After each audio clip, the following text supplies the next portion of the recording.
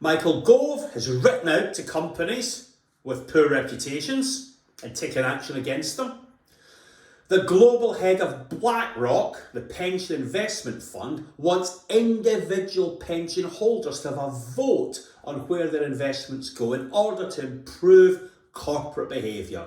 We are now in the world of environmental, social and governance reporting, not just dry old accounts.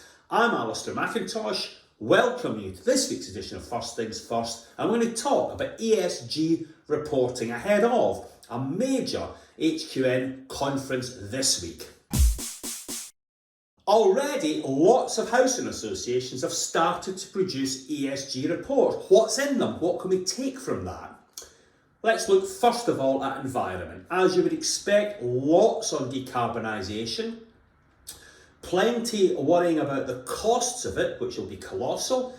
Will it be paid for by grants? Will it cut residents' fuel bills? Will it actually be practical for residents? And can we get loans in that perhaps make some allowance for the long-term costs of bringing in that kit? So lots to think about there on the environmental front. Turning now to social. Well, this is where the action really begins. Of course, it's our strong suit. We provide affordable housing for many. So a lot of talk about how cheap our rents are versus the private sector.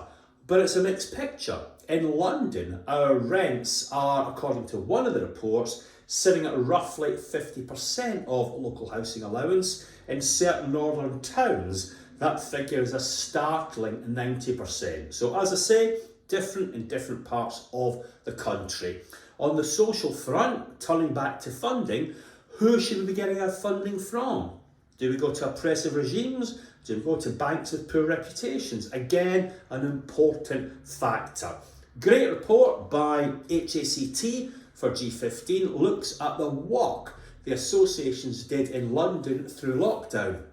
Lots of facts and figures, but what caught my attention were the individual testimonials from folk who had been given laptops, food parcels from people who benefited from new domestic violence facilities. So some great work by those associations, and I think the individual testimonials perhaps are more powerful than the overall statistics for me.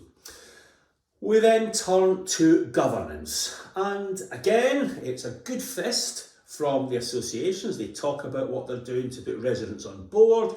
They talk about diversity on boards and in panels and scrutiny and everything else. But there's something missing for me.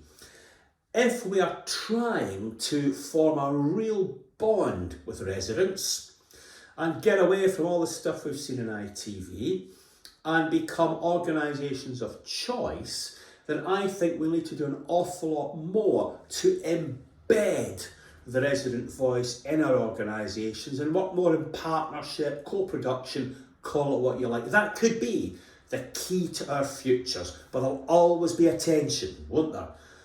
BlackRock are pushing for ESG reporting because they see decarbonisation and ethics as the key to the growth of ethical capitalism.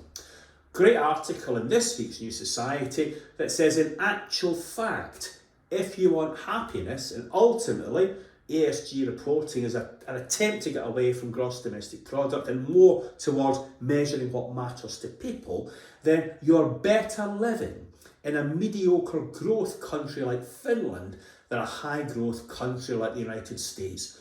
What does that say about some of our leaders who always want to expand the organisation? Will that be a good thing or a bad thing under ESG? Look forward to seeing you at our conference on Wednesday. Thanks for your attention, and hopefully I will be talking to you again next week. Goodbye.